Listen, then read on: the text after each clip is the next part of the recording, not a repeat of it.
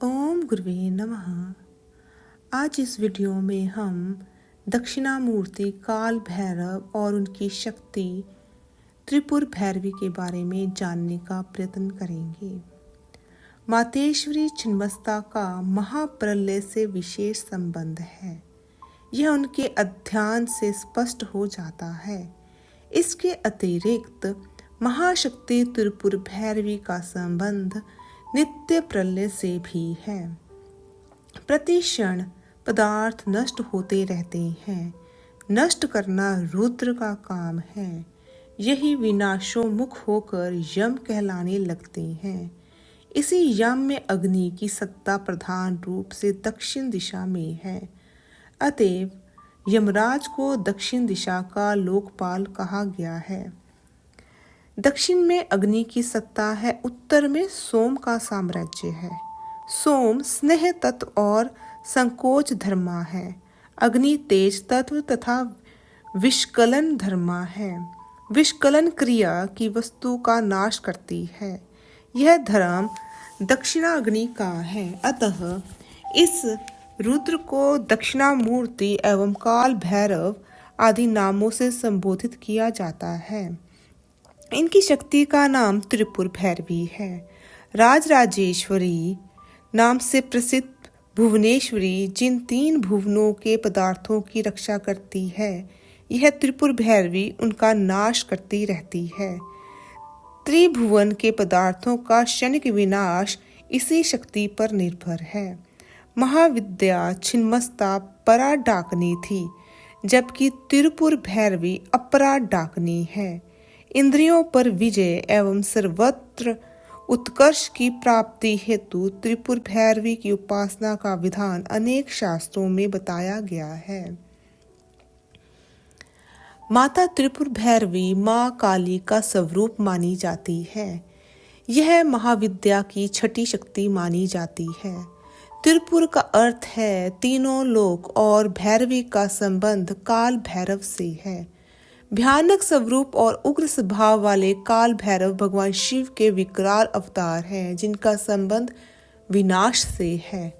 शुद्ध सनातन धर्म में आधा शक्ति से उत्पन्न जिन 10 महाविद्याओं के स्वरूपों का वर्णन है, उनमें से 6वीं महाविद्या है माँ भैरवी या माँ त्रिपुर भैरवी। महाविद्या से तात्पर्य ही है ऐसी शक्तियाँ जो माया या अविद्या या अज्ञान से मोक्ष की तरफ ले जाएं। माँ भैरवी भय का स्वरूप है, लेकिन अपने भक्तों और संतानों के लिए वो माँ स्वरूप है। माँ भैरवी को त्रिपुर भैरवी भी कहा जाता है, क्योंकि वो त्रिपुर अर्थात हमारे शरीर के अंदर विद्यमान 3 स्थितियों जागृति कॉन्शियस, स्वपन सबकॉन्शियस और सुषुप्ति अनकॉन्शियस से पार ले जाती है। माँ त्रिपुर भैरवी को भगवान शिव के ऊपर विराजमान दिखाया गया है।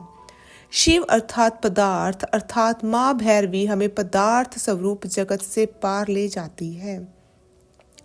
महाकाली, उग्रतारा इत्यादि महाविद्याओं के समान देवी भैरवी शमशान भूमि तथा समस्त विध्वंसक तत्वों से है। देवी शमशान वासिनी है। शव या मृत देह देवी का आसन है एवं शव से ही देवी प्रादुर्भूत होती है। देवी मांस तथा रक्त प्रिया है तथा शव पर ही आरूढ़ होती है। भगवती त्रिपुर भैरवी ललित या महात्रिपुर सुंदरी ही रथ वाहिनी का सारथी है तथा योगिनियों की अधिष्ठात्री या स्वामिनी के रूप में विराजमान है। आगम ग्रंथों के अनुसार एक दिन यह समस्त चराचर जगत देवी में ही विलीन हो जाएगा। देवी भैरवी दृढ़ निश्चय का भी प्रतीक है। इन्होंने ही पार्वती के स्वरूप में भगवान शिव को पति रूप में पाने का दृढ़ निश्चय किया था तथा जिनकी तपस्या से देख संपूर्ण जगत दंग एवं स्तंभ रह गया था। देवी के भैरव बटुक हैं तथा भगवान नृसिंह शक्ति हैं। देवी की शक्ति का नाम काल रात्रि तथा भैरव काल भैरव है।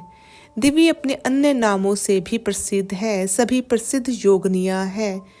त्रिपुर भैरवी कौलेश भैरवी, रुद्र भैरवी, चैतन्य भैरवी, नित्य भैरवी, भद्र भैरवी, शमशान भैरवी, सकल सिद्धि भैरवी, संपत प्रदा भैरवी, कामेश्वरी भैरवी इत्यादि। देवी की साधना घोर कर्मों से संबंधित कार्यों में की जाती है। देवी मनुष्य के स्वभाव या दिनचर्या से वासना, लालच, क्रोध, ईर्ष्या, नशा तथा भ्रम को मुक्त कर योग साधना में सफलता हेतु सहायता करती है। समस्त प्रकार के विकारों या दोषों को दूर कर ही मनुष्य योग साधना में उच्चतम स्तर तक पहुंच सकता है, अन्यथा नहीं। कुंडलिनी शक्ति जागृत हेतु समस्त प्रकार के मानव दोषों या अष्टपाशों का विनाश आवश्यक है तथा यह शक्ति देवी त्रिपुर भैरवी द्वारा ही प्राप्त होती है। मार्गशीर्ष कृष्ण पक्ष की अष्टमी को काल भैरव जयंती होती है। इसी तिथि को शिवजी के रौद्र रूप से काल भैरव का जन्म हुआ, इसलिए इस दिन को काल भैरव की जयंती के रूप में मनाया जाता है। ऐसी मान्यता है कि भगवान काल भैरव की पूजा से सुख समृद्धि आती है। वहीं शास्त्रों में ऐसा बताया गया है कि काल भैरव असीम शक्तियों के देवता हैं, इसलिए इनकी पूजा से अकाल मृत्यु का भय भी दूर हो जाता है। लेकिन क्या आप जानते हैं कि काल भैरव का जन्म कैसे हुआ और इसका भगवान शिव से क्या संबंध है? आइए जानते हैं। काल भैरव के जन्म से जुड़ी पौराणिक कथा के अनुसार एक बार भगवान शिव, ब्रह्मा और विष्णु जी के बीच इस बात को लेकर विचार चल रहा था कि आखिर तीनों में से अधिक श्रेष्ठ कौन है। विवाद से लेकर विचार विमर्श के बाद भी इसका समाधान नहीं निकल पाया। तब सभा बुलाई गई और सभी देवताओं से पूछा गया कि तीनों में से सबसे श्रेष्ठ कौन। देवताओं ने अपने मत सामने रखे। इसके बाद जो निष्कर्ष निकला उससे भगवान विष्णु और शिव जी तो प्रसन्न थे, लेकिन ब्रह्मा जी संतुष्ट नहीं थे। इसलिए उन्होंने आवेश में शिव जी को बुरा भला कह दिया। सभी देवताओं के बीच ब्रह्मा जी द्वारा अपशब्द सुने जाने पर शिव जी अपना अपमान सहन नहीं हुआ और उन्होंने भी क्रोध आ गया और इसी क्रोध से काल भैरव की उत्पत्ति हुई। भगवान शिव के इस रौद्र अवतार को महाकालेश्वर भी कहा जाता है। भगवान शिव का यह रौद्र रूप देख सभी डर गए और देवताओं ने उनसे शांत रहने की विनती की। लेकिन काल भैरव ने क्रोध में ब्रह्मा जी के 5 मुख में एक को काट डाला। कहा जाता है कि इस घटना के बाद से ही ब्रह्मा जी के 4 मुख हैं, लेकिन इससे पहले उनके 5 मुख हुआ करते थे। ब्रह्मा जी का सिर कटने के कारण काल भैरव पर ब्रह्म हत्या का पाप भी लगा। इसके बाद ब्रह्मा जी ने शिव को के इस रौद्र अवतार से क्षमा मांगी, जिसके बाद वे शांत हुए। हालांकि ब्रह्मा हत्या का पाप लगने के कारण काल भैरव को इसका दंड भोगना पड़ा और कई साल धरती लोक पर भिखारी का रूप धारण कर भटकना पड़ा। आखिरकार वाराणसी में उनका यह दंड समाप्त हुआ, इसलिए काल भैरव का एक नाम दंड पाने भी पड़ा।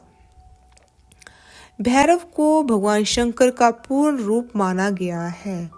भगवान शंकर ने इस अवतार से हमें अवगुणों को त्यागना सीखना चाहिए। भैरव के बारे में प्रचलित है, ये अति क्रोधी, तामसिक गुणों वाले तथा मदिरा के सेवन करने वाले हैं। इस अवतार का मूल उद्देश्य है कि मनुष्य अपने सारे अवगुण जैसे मदिरापान, तामसिक भोजन, क्रोधी स्वभाव आदि भैरव को समर्पित कर पूर्णतः धर्ममय आचरण करे। भैरव अवतार हमें यह भी शिक्षा मिलती है कि हर कार्य सोच विचार कर करना ही ठीक रहता है। बिना विचारे कार्य करने से पद व प्रतिष्ठा धूमिल होती है। जैसे शिव ने क्रोध में आकर ब्रह्मा का सिर काट दिया और उसका निष्कर्ष यह निकला कि उनको धरती पर भिखारी के रूप में विचरण करना पड़ा, जिससे उनकी पद और प्रतिष्ठा धूमिल हुई। तंत्र मंत्र के देवता है काल भैरव।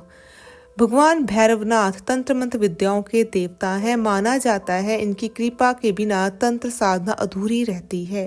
शिव और शाक्त दोनों संप्रदायों में भगवान भैरव की पूजा महत्वपूर्ण मानी गई है। माँ शक्ति सती के 52 शक्ति पीठ हैं। भगवान भैरवनाथ के 52 रूप माने जाते हैं। इनकी कृपा प्राप्ति करके भक्त निर्भय और सभी कष्टों से मुक्त हो जाते हैं। भैरवनाथ अपने भक्तों की रक्षा करते हैं। वे सृष्टि की रचना, पालन और संहार करते हैं। एक कथा के अनुसार शिव और सती अपने विवाह के बाद ऋषि दधीची ने शिव और सती को अपने आश्रम में आमंत्रित किया। जब दोनों वहां बैठे थे तो कई ऋषियों के बीच शिव ने ऋषि अर्थवा को देखा और उनसे पूछा कि वह शिव के साथ बात करने में असहज या झिझक क्यों रहे हैं। ऋषि अर्थवा ने उत्तर दिया कि उन्होंने ज्ञान के एक अद्भुत सिद्धांत की रचना की है और चाहते हैं कि इसका प्रमाण किसी बुद्धिमान व्यक्ति द्वारा किया जाए, और स्वयं शिव से अधिक बुद्धिमान कोई नहीं हो सकता। शिव ने ऋषि अर्थवा को आशीर्वाद दिया तथा उसके काम किए जो कि उन्होंने एक पुस्तक बनाई थी उसकी गवाही देने लगे। इस सिद्धांत में रोजमर्रा की चीजें, भौतिक आवश्यकताएं, स्वास्थ्य और चिकित्सा शामिल थी। इसे पढ़ने के बाद शिव ने घोषणा की कि यह पुस्तक इतनी आवश्यक है और इतनी अच्छी तरह से लिखी गई है कि इसका शीर्षक चौथा वेद होना चाहिए। पहले केवल 3 वेद थे, ऋग, यजुर तथा साम। यद्यपि सभी ने अर्थवा वेद की प्रशंसा की। ब्रह्मा के 4 मानस पुत्र अर्थात सनत कुमार, सनक, सनातन, सनंदन और सनत इस तथ्य से सहमत नहीं थे कि शिव एक साधु के पास चौथे वेद को स्थापित करने का अधिकार हो। वे प्रजापति दक्ष सती के पिता के पास गए, जिन्होंने उनसे शिव के साथ शास्त्रों पर आधारित बहस करने के लिए कहा। चतुर्भुज दधीची के आश्रम के पास पहुंचा और शिव को चुनौती दी। शिव खुशी से इसके लिए सहमत हो गए। दधीची ने बैठने की व्यवस्था इस प्रकार की कि शिव का आसन उत्तर की ओर और सनत कुमार का आसन दक्षिण की ओर हो। इससे कावाड़ के अहंकार को ठेस पहुंची, जिन्होंने तर्क दिया कि उनके विशाल ज्ञान के कारण उन्हें उत्तर की ओर मुंह करने का सम्मान मिलना चाहिए। शिव इसके लिए सहमत हो गए और दक्षिण की ओर मुख करके बैठ गए। सभी ने शास्त्रार्थ का परिणाम तय करने के लिए वेदों की माता देवी सरस्वती को निर्णायक नियुक्त किया और आखिरकार बड़ी बहस शुरू हुई। जबकि सनत कुमारों ने कई वैदिक श्लोकों का प्रयोग किया, महायोगी शिव ने प्रारंभिक 3 वेदों द्वारा समर्थित तर्क संगत तर्क देकर उनमें से प्रत्येक का प्रतिकार किया। जैसे ही सनत कुमार विनम्र हुए, सरस्वती ने शिव को विजेता घोषित कर दिया। सनत कुमार अभी भी इस बात से भ्रमित थे कि चौथा वेद कैसे अस्तित्व में हो सकता है, जबकि पहले ही 3 वेद ब्रह्मा द्वारा बनाए गए हैं, और ऋषि अर्थवा के पास इतना विशाल ज्ञान कैसे हो सकता है। जिस पर शिव ने उत्तर दिया कि जब भगवान मत्स्य विष्णु का अवतार वेदों को पुनः प्राप्त करने के लिए राक्षस हयग्रीव को एक के बाद एक प्रहार कर रहे थे, तो उसने ब्रह्मा से चुराए थे 3 वेदों को उगलने के बाद हयग्रीव सुरक्षा की भीख मांगने के लिए शिव के पास भागे। शिव ने उत्तर दिया कि इस दुनिया में कोई भी हयग्रीव को विष्णु से नहीं बचा सकता है, लेकिन उन्होंने उसे आशीर्वाद दिया कि विष्णु के हाथों उसकी मृत्यु के बाद वह अपने अगले जन्म तक चौथे वेद का ज्ञान बनाए रख सकेगा। अर्थवा कोई और नहीं बल्कि पुनर्जन्म लेने वाला दानव हयग्रीव है। ब्रह्मा के 4 सिर हैं, तो निश्चित रूप से 4 वेद भी रहे होंगे, लेकिन चौथा अब तक मनुष्यों तक नहीं पहुंच सका। सनत कुमारों ने शिव की महिमा की स्तुति की और उन्हें दक्षिण दिशा की ओर मुख करके बैठने के लिए उनसे क्षमा मांगी। इस प्रकार उन्होंने उन्हें दक्षिणामूर्ति, दक्षिण की ओर मुख करने वाले भगवान के रूप में स्थापित किया।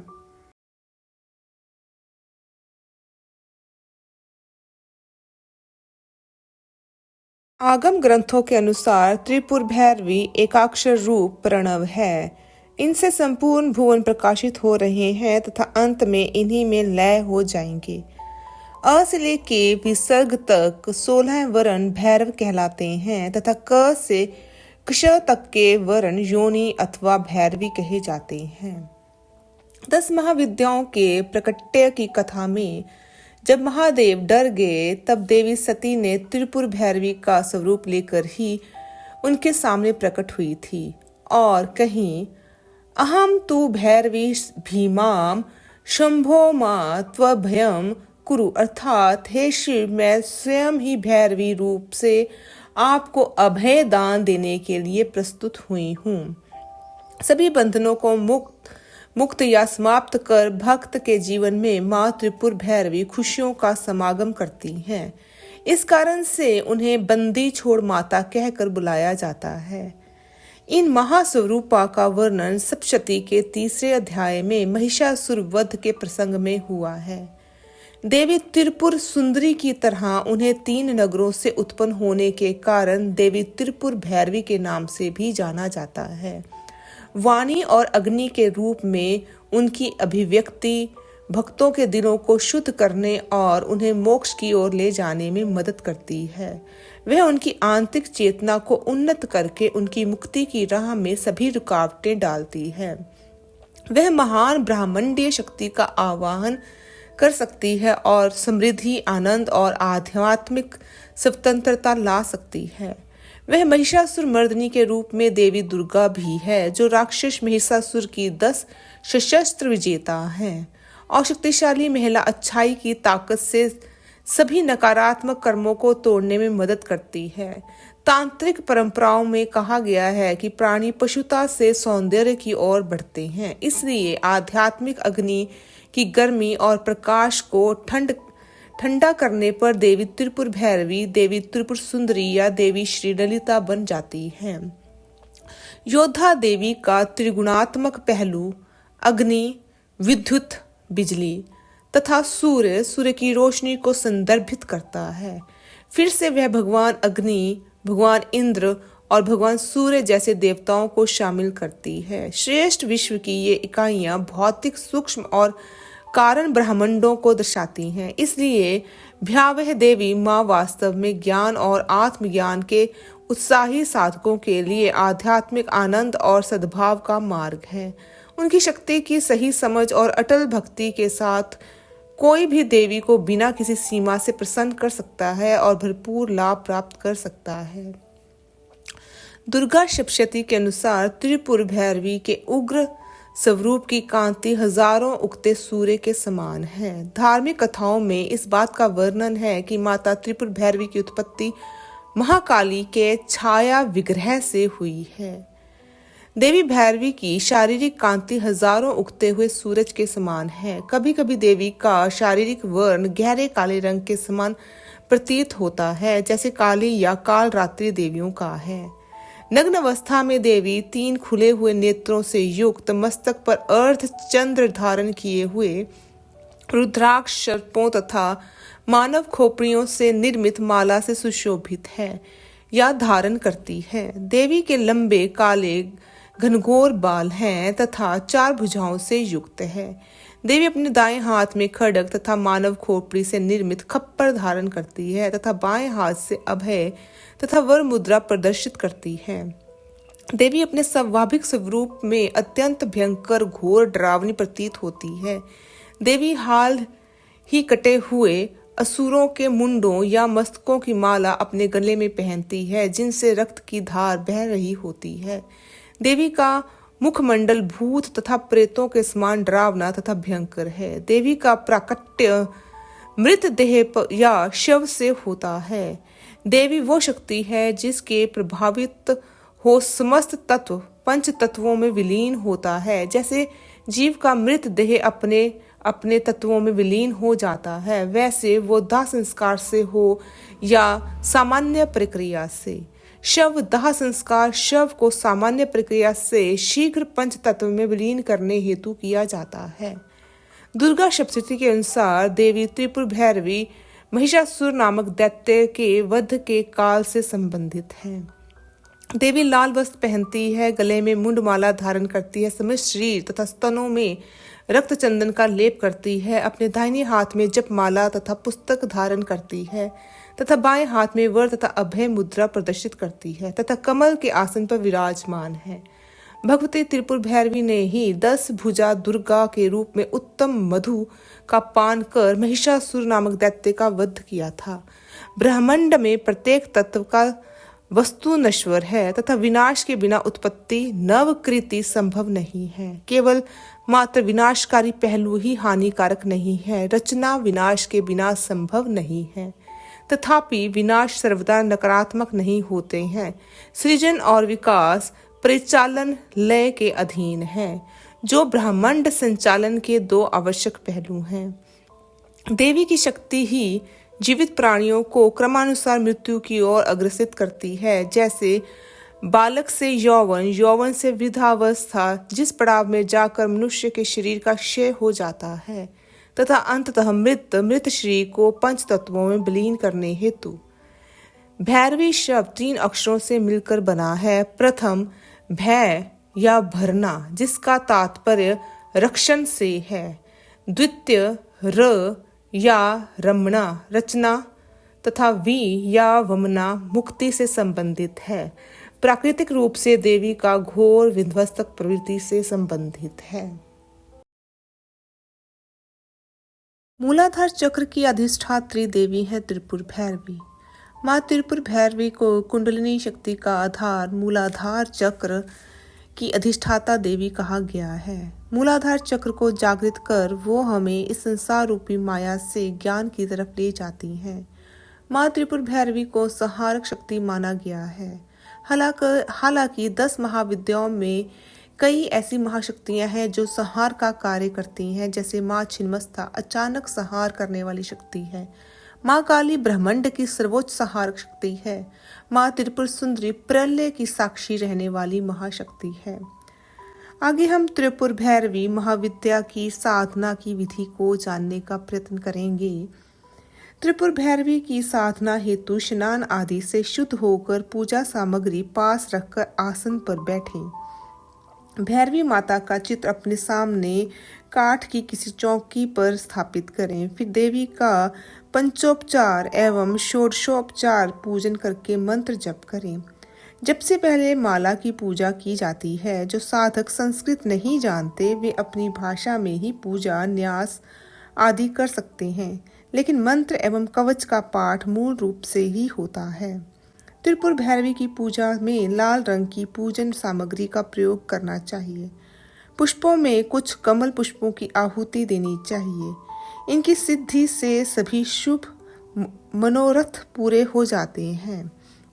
साधक को त्रिपुर भैरवी की सिद्धि के लिए 10 लाख मंत्र का पुरुष चरण करना चाहिए। छोटा मंत्र होने से इनकी साधना कम समय में बड़ी आसानी से हो जाती है। इसका 1 लाख हवन ना करने की स्थिति में 10 लाख जप करना चाहिए। इस प्रकार कुल जप संख्या 20 से 21 लाख आती है। 41 दिनों की पुरस्चरण हेतु 500 माला जप नित्य करना चाहिए। इसी प्रकार 81 दिनों में पुरस्चरण करने हेतु 250 माला नित्य अपनी सुविधा के अनुसार जप सकते हैं। तत्पश्चात दशासन, हवन, तर्पण, मार्जन एवं ब्राह्मण भोजन की क्रमशः कराना चाहिए। स्नान तथा समय इत्यादि पूर्वोक्त साधनों के अनुसार तय करना चाहिए। मंत्र जप काल में सभी प्रकार के यम, नियम एवं संयमों का निरंतर पालन करना चाहिए। इसके अलावा बाल इत्यादि नहीं बनवाना चाहिए। इस समय सात्विक भोजन का फलाहार करना चाहिए। साधक को जमीन पर सोना चाहिए। राजसी साधन में थोड़ी छूट मिलती है, परंतु ब्रह्मचर्य का पालन नितांत आवश्यक है। आपको यह वीडियो कैसा लगा? कृपया करके कमेंट बॉक्स में कमेंट करें। वीडियो को लाइक तथा शेयर करें, चैनल को सब्सक्राइब भी करें। ओम तत्सत।